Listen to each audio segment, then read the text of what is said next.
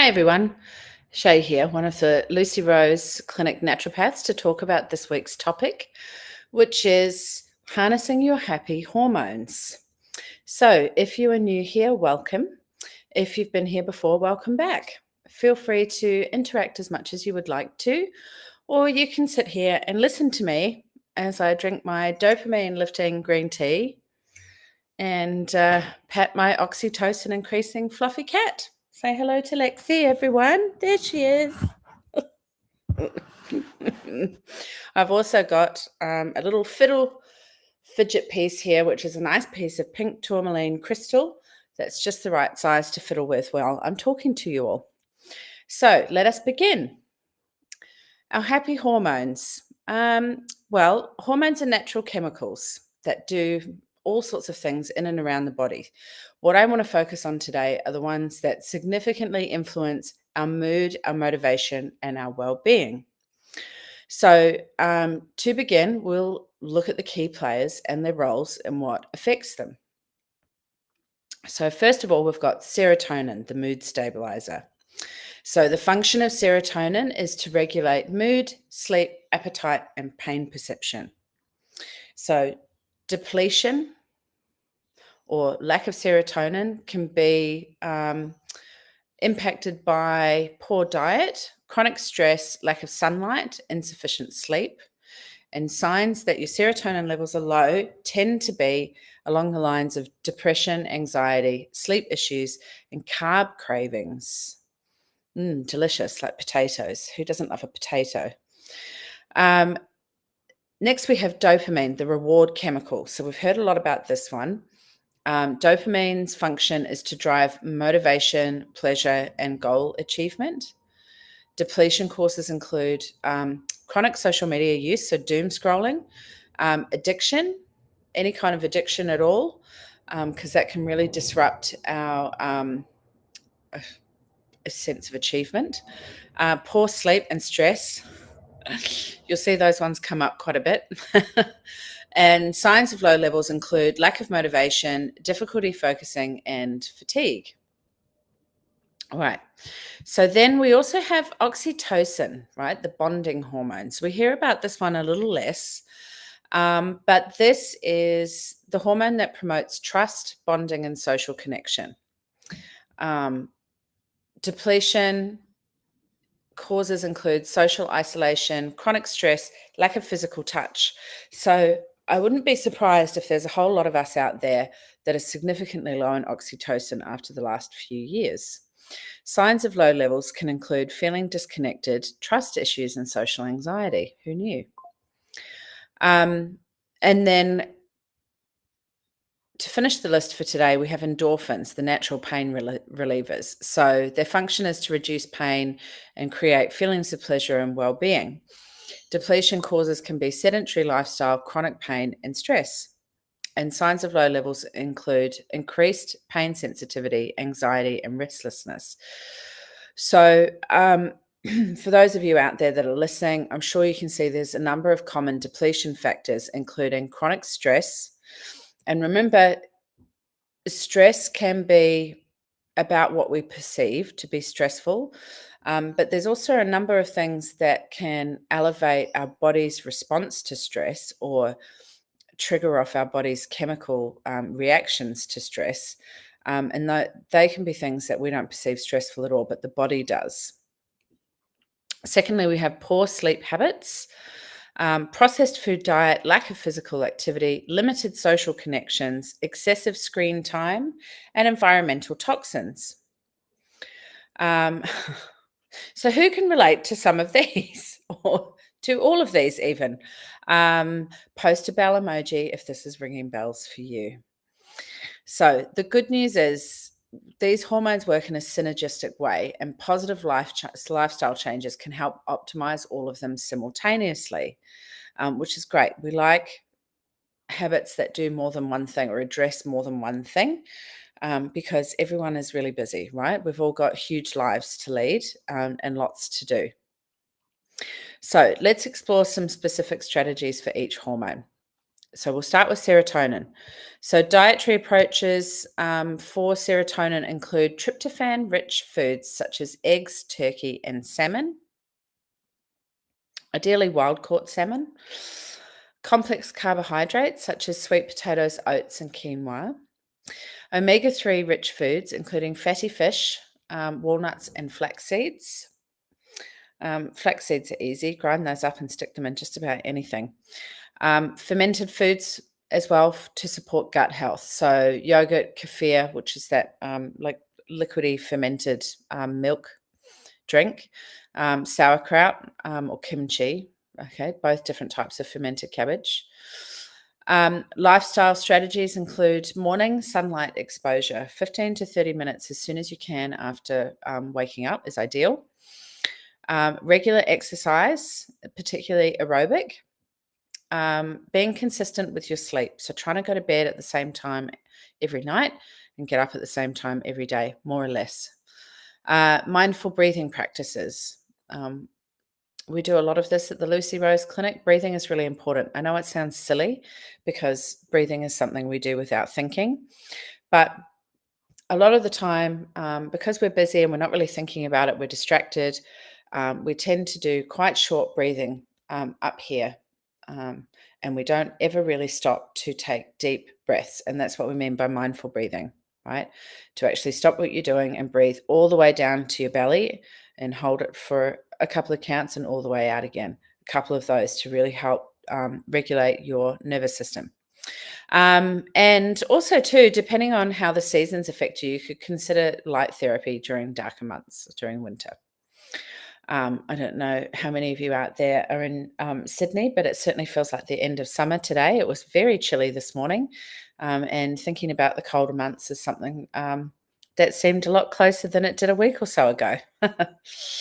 Dopamine optimization. All right, dietary approach, tyrosine-rich foods, right? Eggs again, great. Fish, marvelous. Nuts, okay, they're all quite easy.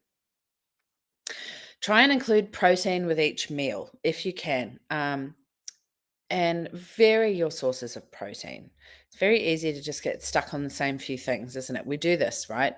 Because meal planning can take up so much time in our week that it's easy to kind of just do things on repeat. Try and vary as much as possible from different kinds of sources, vegetable and animal, if you eat animal products. Green tea. Something I've been trying to make myself drink lately. Not my favorite drink, but it is a nice uplifting drink, and it has a multitude of health benefits. Dark chocolate, so the kind of chocolate that is a minimum 70% cacao, and avoid excessive sugar, especially processed or refined sugars. Lifestyle strategies include regular exercise, of course, digital detoxes, like schedule some time where you don't interact with a screen, right? Even your phone, turn your phone off. It's terrifying, but good for you. Learn a new skill, complete small tasks, and really importantly, acknowledge when you've completed something. And that goes for goal setting and achievement tracking as well.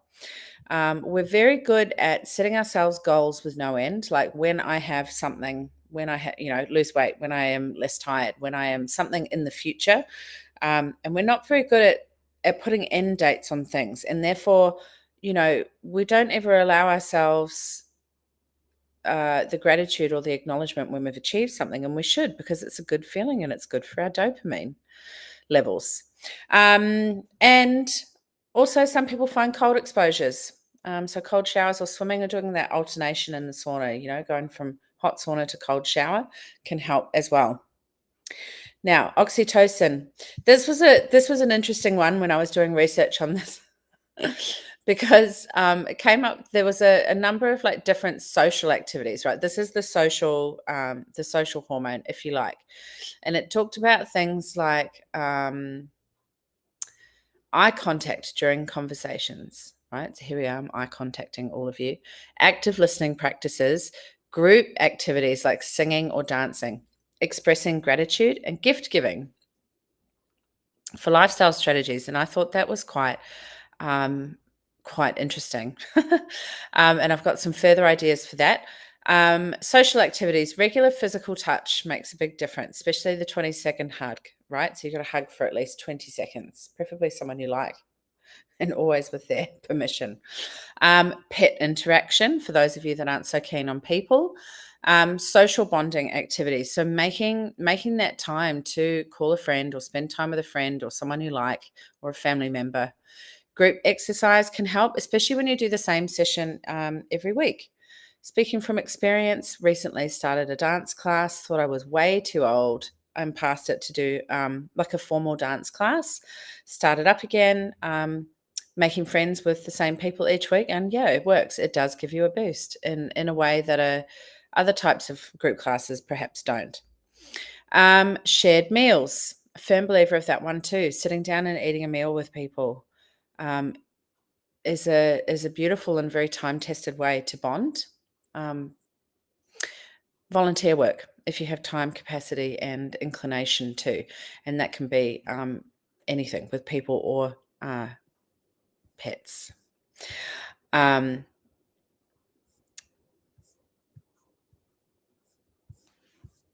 Endorphins, right? So we all know physical activity is the big one for endorphins, right? So regular exercise, especially high intensity interval training, dancing, yoga, absolutely yoga, stretching, and also one of the sources I looked at when I was researching this was laughter activities, and I thought that was hilarious all of its own. A laughter activity. Um, Definitely put your favorite laughter activity in the comments should you have one. Now, just a caveat on that regular exercise, especially high intensity interval training, only if you are not in a stage of adrenal adaptation where you're at exhaustion level or you have post exertion fatigue. Stick with the dancing, the yoga, and the stretching, please, if you don't mind.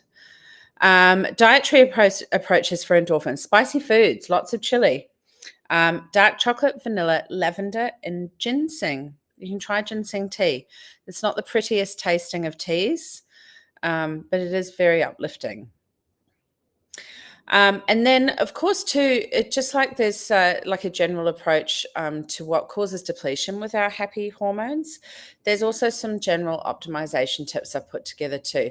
Now, you'll know some of these, right? You know, and in fact, you probably know all of these, but it doesn't hurt to hear them again. Because that is, can be really key to implementing new habits, is being reminded of the stuff we already know that's good for us. So stay hydrated, lots and lots of water. Coffee or caffeine, including drinks, does not count towards your hydration levels. Maintain a stable blood sugar. So don't starve yourself and keep your protein intake high. Practice stress management, whatever that is for you. Exercise, breath work, meditation, phoning a friend, going for a walk after work, any of the things that help you feel calm. Ensure quality sleep. So follow good sleep hygiene practices. Try and be consistent with bedtimes and also getting up in the morning. And doing things like avoiding screen time just before sleep. Even things like a warm bath filled with magnesium salts, if such a thing is available to you. Lots of essential oils. I like lavender oil on my feet and hands and on my like just at the base of my neck before I go to sleep. I find that quite helpful if I'm struggling to switch off.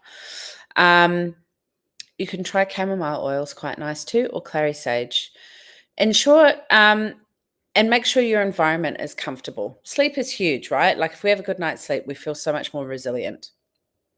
So make sure you're comfortable, that the temperature's good, you've got fresh air if you like that. Pop some earplugs in if you know the neighbor's having a party or whatever. Like look after your sleep. Look after your sleep the night before, and that will really be the first starting point in setting you up for the following day. Limit alcohol and processed foods. Yeah, we know this one, right? Especially sleep. Alcohol can really have a negative impact on sleep. Regular exposure to nature, right? We live in a very beautiful country in a very beautiful world.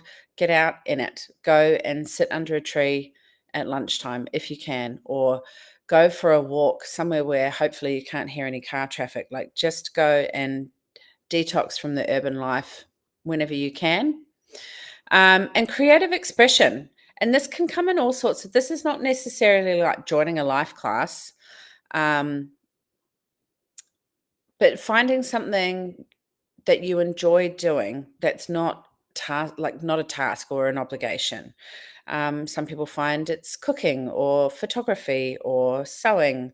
You just something, relaxation activity, or recreational activity, that enables you to use other parts of your brain and kind of switch off from your life, and perhaps even give you a sense of achievement. Remember, when we're going back to the top of that list, increasing dopamine levels, achieving small things, trying new things, trying new skills, I think is really important. Even if you just go to Big W. Big W have got great art supplies, by the way, if you didn't already know that.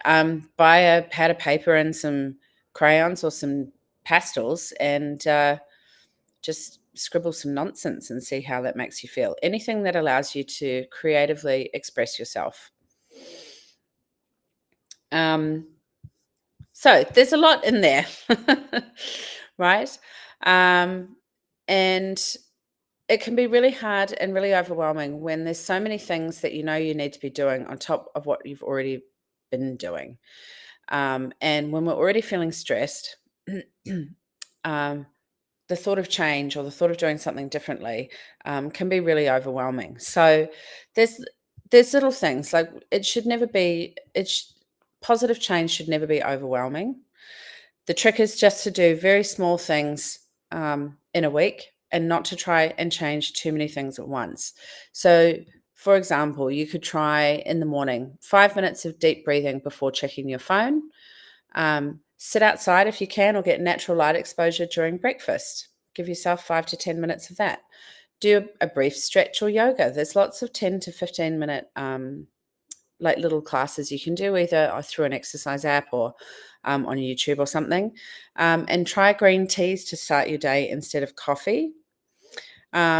Workday habits, especially if you're desk based for your job, try a 2 minute mindfulness break every 2 hours. So that might be breathing or stretching, um, making sure you go and have like a big drink of water, standing or walking around, making sure that you move your body and you're not just sat for your 8, 9, 10 hour day. And in the evening, try no technology at dinner, making sure no one's got their phones at dinner, and eating at the table together. Um, do some gentle movement again. And if you can, an Epsom salt bath. If you don't have a bath, because you live in an old terrace house like this one, a foot soak works almost as well, I must say. And, have a look at social activities that can boost your oxytocin as well. So we talked about group exercise classes, we talked about volunteer work and regular hugs. But what about like cooking meals with friends or family, like actually doing the whole preparation aspect before sitting down and sharing that meal together? And look at what sort of group activities, maybe like singing. Like, go see if there's a local community choir. One of those things where it's the joy of making music together, when no one has to be particularly good. I think we forget. I really do think that we forget, you don't have to be good at something to enjoy it. It's really important just to try things, and do it for the love of it. And it doesn't matter if you're not amazing at it, you're still learning. No one's ever good, you're never the best at when you start something new as well. There's a lot of joy in the process. And again, that clicks back into learning something new. So you give yourself that sense of achievement when you see your own progress. And if that sounds really ghastly, what about group crafting sessions, book clubs, any excuse to get together with friends? Giving genuine compliments is always nice too. Even if you don't know someone very well, if they look like they've made an effort, why don't you say them? They'll feel good, and you'll feel good too. Bird watching, pet care routines, dog walking. Has someone got a if you don't have a pet, does someone have a pet you can borrow?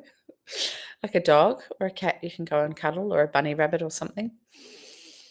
Um, and I guess ultimately is to do these things gradual implementation, right?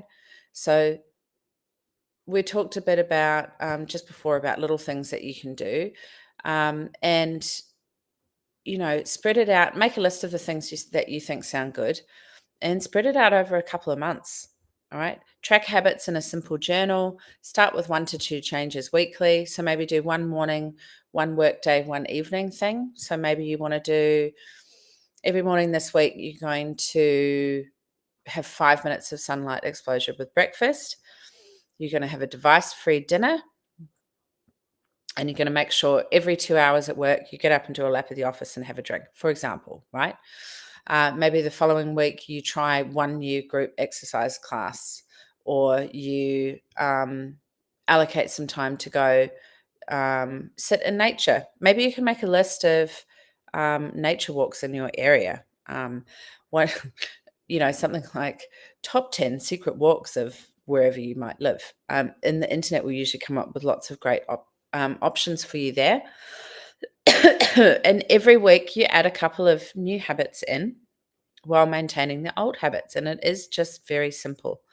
Perhaps you want to try increase your protein at breakfast.